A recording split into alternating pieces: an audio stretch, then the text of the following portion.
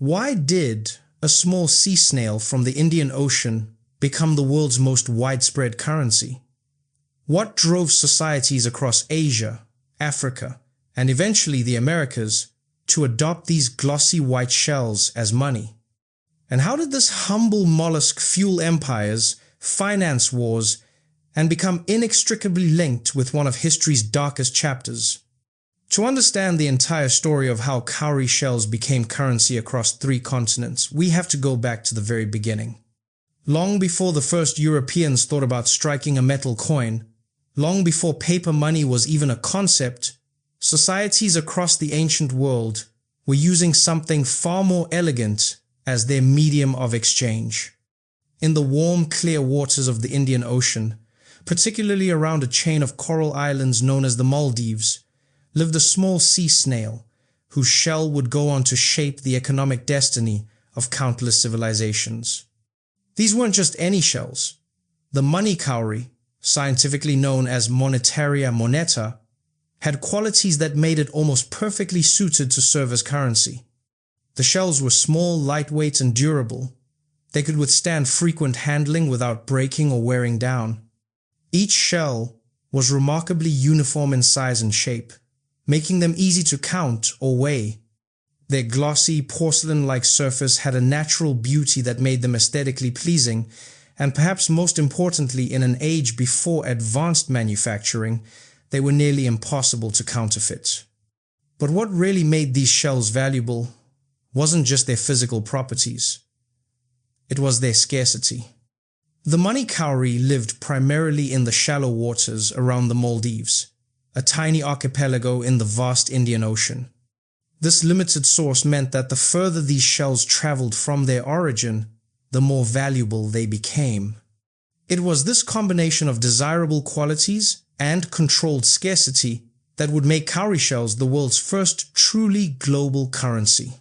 The story of cowrie shells as currency begins in ancient China, where the shells first made their appearance as symbols of wealth and prestige. Archaeological evidence suggests that cowries were being used in central China as far back as the Shang dynasty, somewhere between 1600 and 1046 BC. That's over 3,000 years ago. During the Shang dynasty, cowrie shells weren't just money. They were treasures. Bronze inscriptions from this period reveal that receiving cowries was considered a great honor. When a king wanted to reward an official for loyal service, he would bestow upon them strings of cowrie shells. One inscription reads, "Upon his return, the king rewarded him with 1 peng of the cowries, which were captured in the expeditions." A peng was a specific quantity of cowries, likely tied together in strings. But here's where it gets interesting. By around 925 BC, we have written evidence of cowries being used in actual economic transactions. One inscription records a citizen named Ju Bai receiving a jade tablet worth 80 double strings of cowries, approximately 800 shells, in exchange for 6 fields of land. This wasn't ceremonial gift-giving anymore.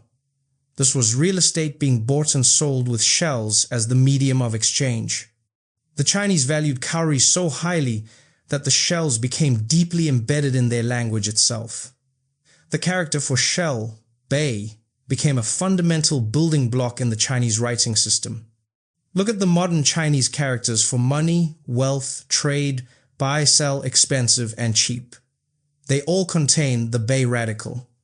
Even today, thousands of years later, every time a Chinese speaker writes about financial matters, they're using a character derived from a pictograph of a cowrie shell. As demand for cowries grew in China, a problem emerged. The shells came from the warm southern seas, far from China's heartland.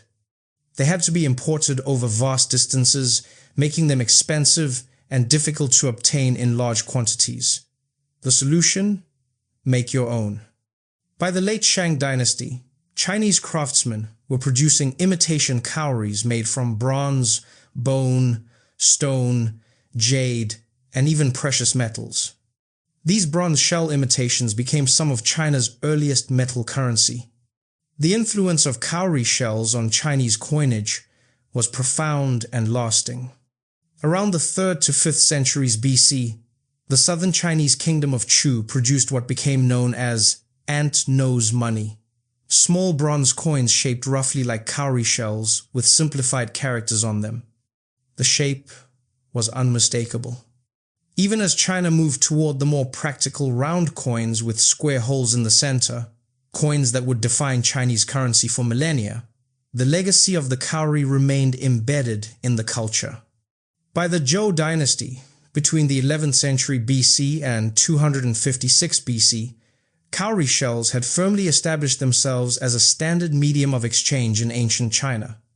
They coexisted alongside other forms of money, including grain, cloth, and eventually metal coins shaped like agricultural tools such as spades and knives.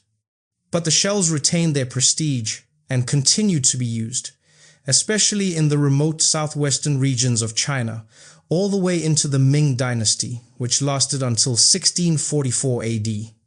That's nearly 3,000 years of monetary use. While China was building its cowrie-based monetary system, similar developments were taking place across the Indian Ocean in the Indian subcontinent.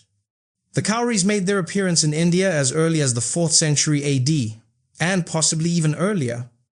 Given the Maldives' proximity to India's southern coast and Sri Lanka, it's no surprise that Indian societies would have been among the first to adopt these shells as currency. In India, cowries became known as Cowrie, and they would remain in use as a legitimate form of currency for an astonishing length of time. In the region of Bengal, cowries were used as the primary small denomination currency well into the 19th century. The British East India Company was still recording official exchange rates for cowries as late as 1805, when they finally abolished their use in favor of copper coins. But in Bengal, the system worked like this. 4 cowries equaled 1 ganda, 5 gandas equaled 1 budis, 4 budis equaled 1 pana, 16 panas equaled 1 kahan, and 10 kahanas equaled 1 tanka or rupee. That means it took 2,560 cowries to equal 1 rupee. To put this in perspective, in the early 19th century, the annual importation of cowries from the Maldives to Bengal alone was valued at about 30,000 rupees, representing tens of millions of individual shells. Southeast Asia also embraced cowrie currency. In the kingdoms of what would become Thailand, Vietnam, and surrounding regions, cowries circulated alongside other forms of money. In Siam, modern-day Thailand, when the value of the silver tickle was about half a troy ounce, the cowrie, called bia in Thai, was fixed at 1/6400th of a baht.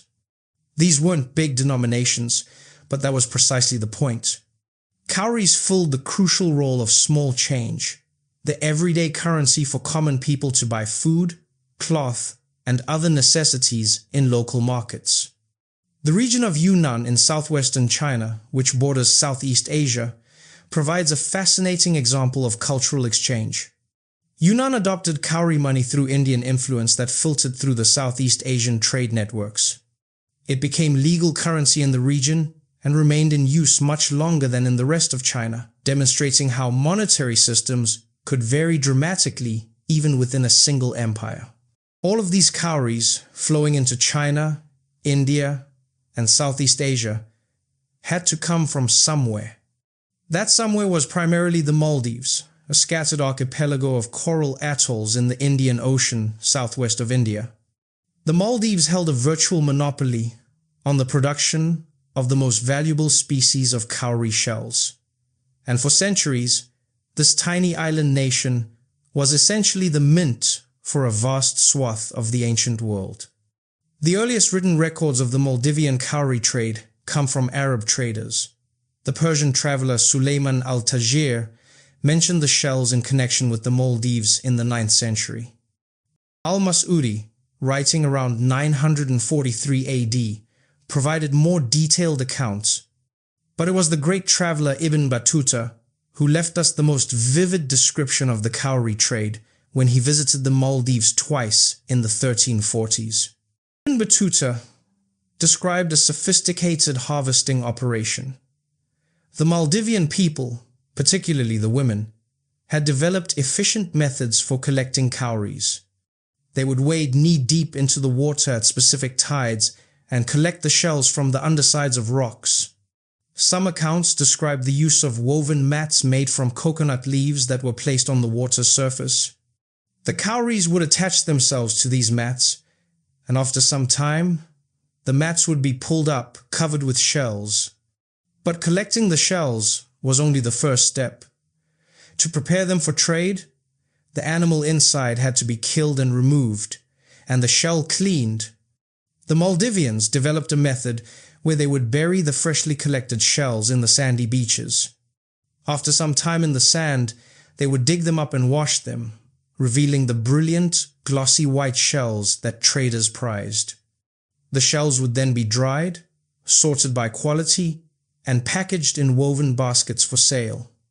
Ibn Battuta noted that the Maldivians had specialized terminology for different quantities of cowries. 12,000 shells were called a kotta, and 100,000 were called a bostu. These weren't arbitrary numbers. They represented standard commercial quantities, the way modern traders might speak of barrels or tons. Visiting merchants arriving with the seasonal monsoon winds would buy cowries in exchange for rice, cloth, pots, glass beads, and other goods that the Maldives needed but couldn't produce themselves. The scale of this trade was enormous.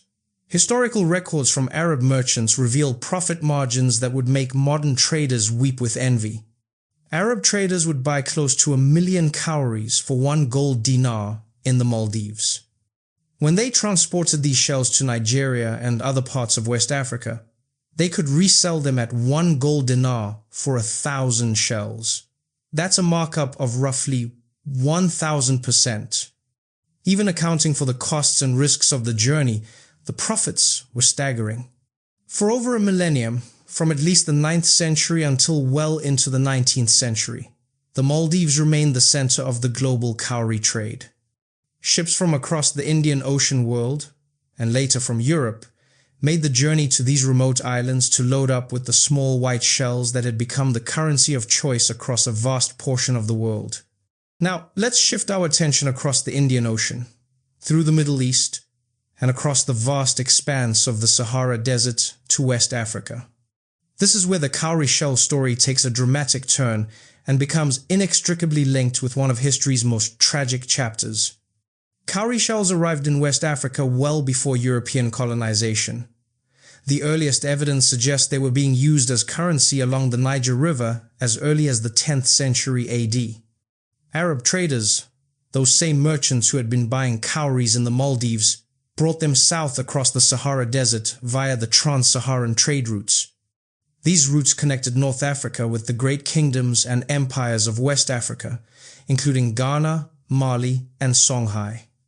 By the 14th century, when Ibn Battuta visited the Mali Empire, cowries were already well established as a major form of currency. He observed their widespread use and noted their importance in daily transactions. But this was still relatively modest in scale compared to what was coming. The arrival of Europeans in West Africa in the 15th and 16th centuries transformed the cowrie trade entirely. When Portuguese explorers began sailing down the West African coast in the 1400s, they noticed something crucial. The local populations valued certain trade goods above all others, and one of the most desired items was cowrie shells. The Portuguese had access to cowries through their colonies and trading posts in the Indian Ocean. They saw an opportunity. In 1515, the Portuguese completed their first major cowrie shipment from India to Sao Tome Island in the Gulf of Guinea. This marked the beginning of what would become one of the largest commodity flows in world history. From the 16th century onwards, European ships, initially Portuguese but soon joined by the Dutch, British, French, and Germans, began transporting cowries by the billions from the Maldives and other Indian Ocean sources to West Africa. The volume was staggering. Between 1500 and 1875, at least 30 billion cowries were imported to the Bight of Benin alone. That's not a typo. 30 billion shells. In some periods, cowries accounted for 44% of the total value of European trade in the region. Ships would be loaded with nothing but these shells, hundreds of thousands or even millions at a time, sailing first to European ports like Lisbon, Amsterdam, and London for auctions, and then on to the West African coast. Why were cowries so popular in West Africa? They fulfilled all the requirements of good money. They were durable, uniform, portable, divisible, and impossible to counterfeit. But they also had deeper cultural significance. In many West African societies, cowries were associated with wealth, fertility, beauty, and spiritual power. Women wore them as jewelry. They were used in divination practices. They decorated religious objects and ceremonial garments. They were more than just money. They were embedded in the cultural fabric of West African life. The cowrie became the standard currency across a vast region. They could be used to buy food in markets, purchase cloth and tools, pay taxes to local rulers, and compensate laborers. In the early colonial period in Uganda, British officers received daily allowances in cowries to buy provisions in local markets, even though their salaries were paid in British pounds. The shells were simply the most practical currency for everyday transactions. Exchange rates varied by region and time period, but they followed economic principles we would recognize today. Areas closer to the coast, where supply was more abundant, saw lower values for cowries. Inland regions, where transport costs were higher, valued them more. Over time, as European imports increased the supply, inflation set in, requiring more and more cowries for the same goods. By the mid-19th century, the German explorer Heinrich Barth found cowries in widespread use across West Africa, from the coast to cities deep in the interior like Kano, Kuka, Gando, and even Timbuktu. In Munioma, one of the ancient divisions of Bornu, he recorded that the king's annual revenue was estimated at 30 million shells, with every adult male required to pay 1,000 shells annually for himself, 1,000 for every pack ox he owned, and 2,000 for every slave in his possession. The powerful states that arose along the West African coast, kingdoms like Benin, Oyo, and Dahomey, built their economies in part on cowrie currency. They accepted cowries as tax payments, which legitimized the shells as official currency and reinforced the power of these kingdoms. It was a monetary system that worked, and it worked well for centuries. But there was a darker side to the story, a side that cannot be ignored or glossed over. The massive influx of cowries into West Africa from the 16th century onwards was directly tied to the Atlantic slave trade. European slave traders discovered that West Africans would accept cowrie shells as payment for slaves. In fact, cowries became one of the primary currencies used in the slave trade. This wasn't just a minor part of the trade. In many regions, especially the Bight of Benin, which became known ominously as the Slave Coast, cowries were the dominant medium of exchange. The economics were brutal. In the early 18th century, in the 1710s, an enslaved person might be purchased for 40,000 to 50,000 cowries at the coast. As demand increased and more slaves were taken, prices rose. By the 1770s, the price had increased to somewhere between 160,000 and 176,000 cowries per person. Some sources suggest that in the interior, prices could start much lower, with reports of people being sold for as few as 172 cowries, about the amount that could fit in a small handful, before middlemen and coastal traders drove up the price. To put these numbers in perspective, if a single person could gather about 12,000 cowries in a day using the wading method in the Maldives, it would take them roughly 2 weeks of constant work to collect enough shells to purchase one enslaved person at coastal prices in the 1770s. The autobiography of Olaudah Equiano, published in 1789, provides a haunting first-hand account. Equiano recalled being sold in West Africa for 172 little white shells, the size of a fingernail. These weren't just abstract economic transactions. These were human lives being bought and sold, and the currency facilitating this horror was the cowrie shell. Archaeological evidence tells part of the story. At Yorktown, Virginia, an important 18th century port, archaeologists have found hundreds of cowries in a trash dump dating to about 1760. The dump was on the property of Philip Lightfoot II, a merchant heavily involved in slave importation. The cowries had been brought across the Atlantic, some as leftover ballast on slave ships, others on the bodies of enslaved Africans themselves. Enslaved Africans often arrived in the Americas with cowries still on their persons, woven into their hair or worn as necklaces. While common practice was to strip captives of possessions before the Middle Passage, some people managed to hold on to these small shells. For those who had been torn from everything they knew, a cowrie shell might be the only link to home, the only possession they could carry into bondage. Cowries have been found at archaeological sites associated with colonial-era African populations across the Americas. In Virginia, they've been discovered not just in commercial centers, but also at sites used for burials and religious purposes. This suggests that even in the Americas, far from their source and far from the societies where they served as currency, cowries retained deep symbolic and spiritual significance for African people in bondage. From the 1500s through the 1800s, during the height of the Atlantic slave trade, over 12 million African people were forcibly transported to the Americas. The Portuguese dominated the cowrie trade until the mid-18th century. Then the Dutch took over until around 1750. Finally, the British became the main carriers of cowrie trade to West Africa until 1807, when Britain abolished the slave trade. The dates when each European power ended their prominence in the cowrie shell trade correspond almost exactly with when they withdrew from the slave trade. This was not coincidence. The two trades were fundamentally linked. The cowrie trade had other effects on West Africa beyond the slave trade. The massive influx of shells caused inflation that disrupted local economies. Prior to the 18th century, various types of currency circulated in West Africa, including gold dust, silver coins, and salt bars.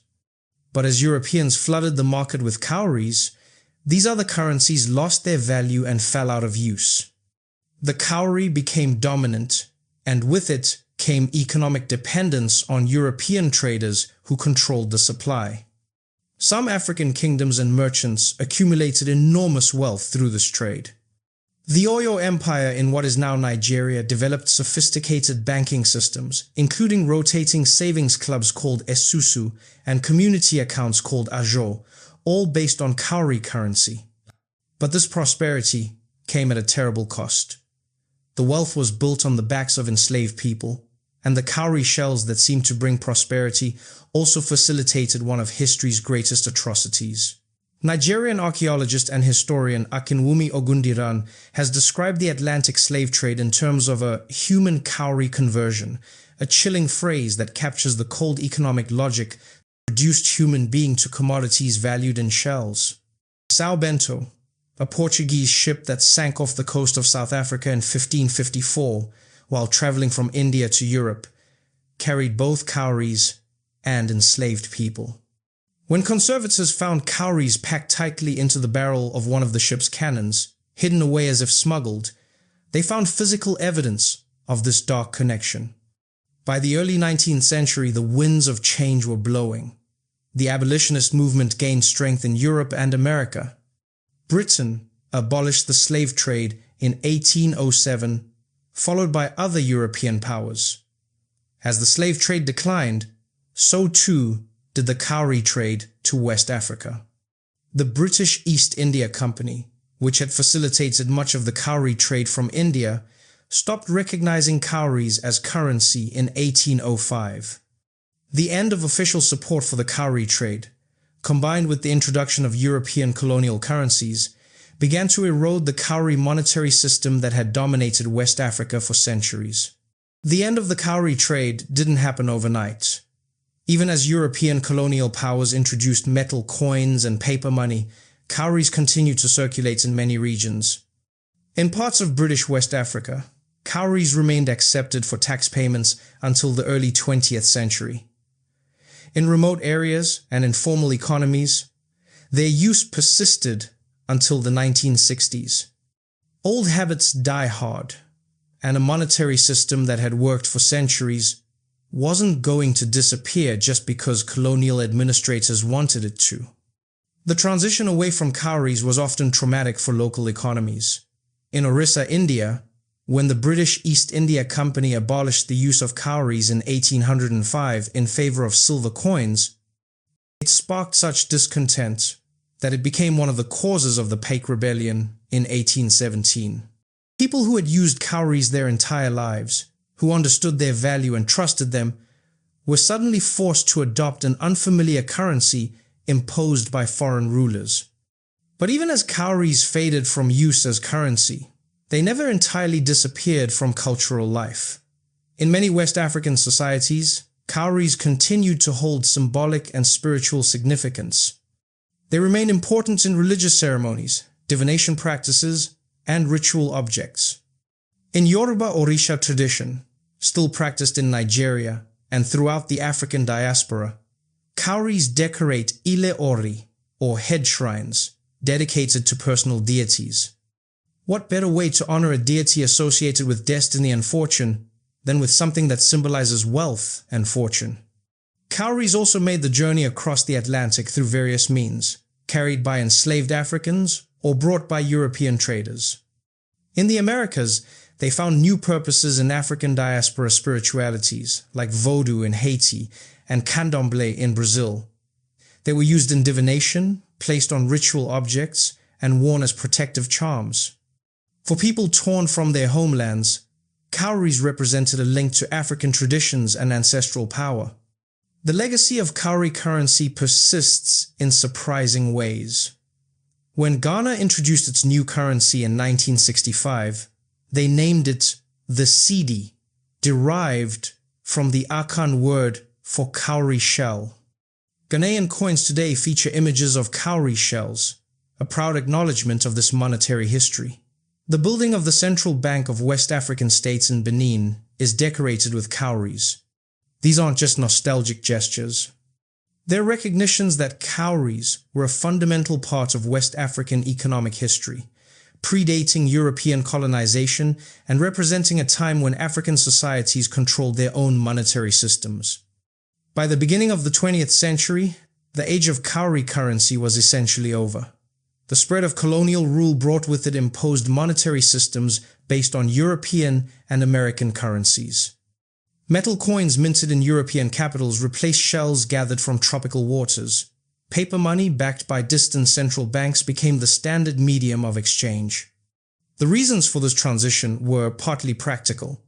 As economies became more complex and interconnected, as international trade increased, and as transactions grew larger, shells became impractical.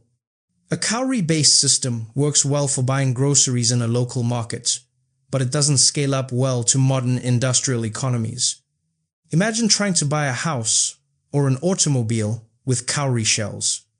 But the transition was also about power and control. Colonial authorities wanted to bring local economies under their direct oversight. By controlling the currency, they could control trade, taxation, and economic activity more broadly.